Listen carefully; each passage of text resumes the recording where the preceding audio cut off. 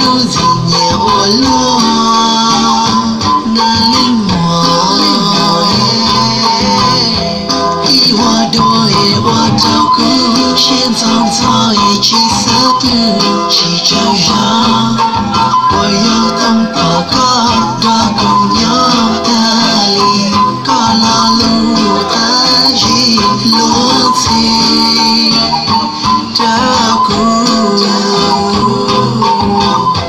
yêu tiền nói luôn luôn bao cứ tao có là hoa cứ từng cứ yêu cứ có lên mùa mê lên mùa có ý lệ cứ lúc có một ta tiền lo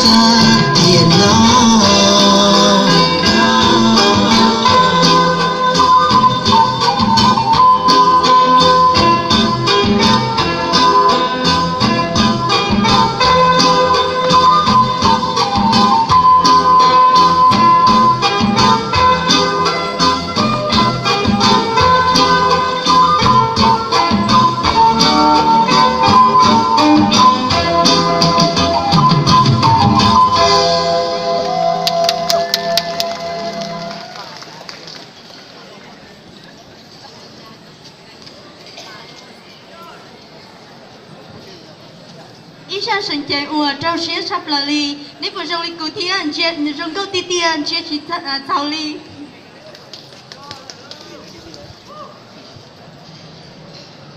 rồi xin mời các bạn.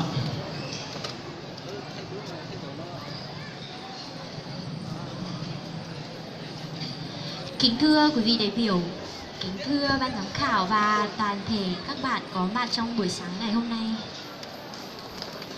Lời đầu tiên thì cho phép em thay mặt Hội đồng hương Nghệ An gửi tới mọi người, ban giám khảo và quý vị đại biểu một lời chúc sức khỏe và lời chào trân trọng nhất.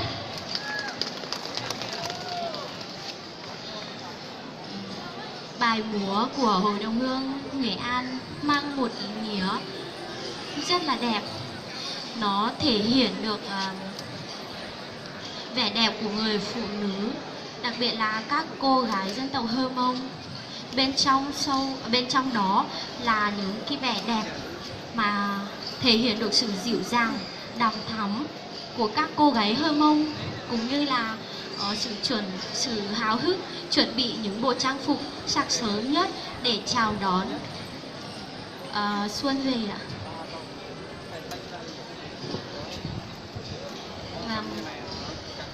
Em xin chân thành cảm ơn tất cả mọi người đã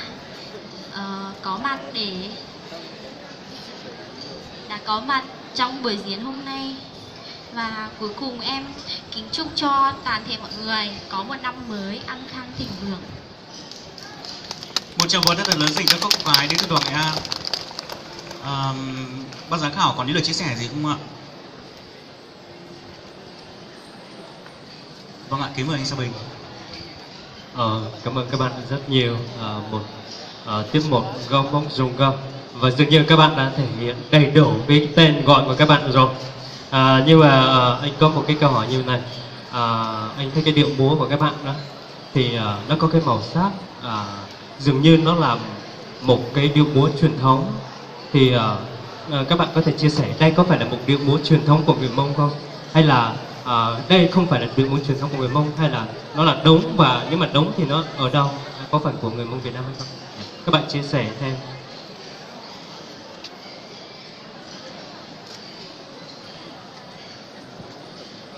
Em thưa ban giám khảo, về câu hỏi thì em xin trả lời như sau.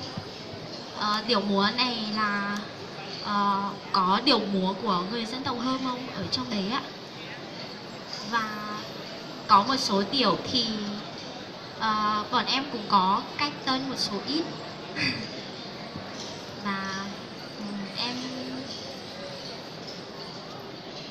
còn một điều nữa là nó còn có sự kết hợp nhuần nhuyễn giữa điệu múa truyền thống của người dân tộc Hơ Mông cũng như là những điệu múa mà bọn em cách tân. Một câu trả lời rất hay đúng không ạ anh Bình? Vâng, xin cảm ơn các bạn. Chúc các bạn một năm mới nhiều sức khỏe. Em xin cảm ơn. Xin cảm ơn các bạn đoàn Nghệ An. Kính thưa quý vị khách quý, kính thưa quý vị khán giả, ban tổ chức chúng tôi rất vinh dự khi được đón tiếp thêm một vị khách mời đặc biệt nữa. Xin giới thiệu chị Tần Thị Xu, giám đốc doanh nghiệp Sapa Ơ Châu. Xin kính chào chị ạ.